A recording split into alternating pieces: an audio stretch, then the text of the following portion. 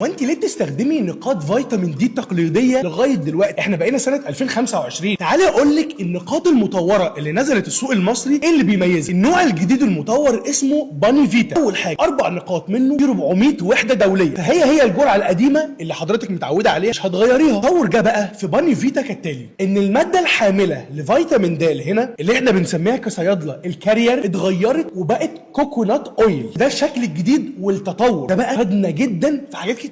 اول حاجه فيتامين د ده فيتامين بيدوب في الدهون، فلما حطينا كوكونات اويل زودنا امتصاص فيتامين د في الامعاء بشكل كبير جدا. تاني حاجه الكوكونات اويل ده مضاد للاكسده، وده خلى ان فيتامين د يتم حمايته من انه يتحلل بفعل الشمس والحراره. تالت بقى ميزه يهم كل ان طعم الكوكونات اويل حلو، وده يجعله مناسب للاطفال. وعشان كده باني فيتا هو الشكل المطور والجديد لفيتامين د النقاط الطبيعيه والتقليديه. بيضمن امتصاص كامل لفيتامين د في الامعاء، وبيحافظ على فيتامين د في ازازه الدواء من انه يتكسر، ولما الطفل ياخده تضمني انه مش هيتقيأه، فبالتالي توصل له جرعه فيتامين د كامله.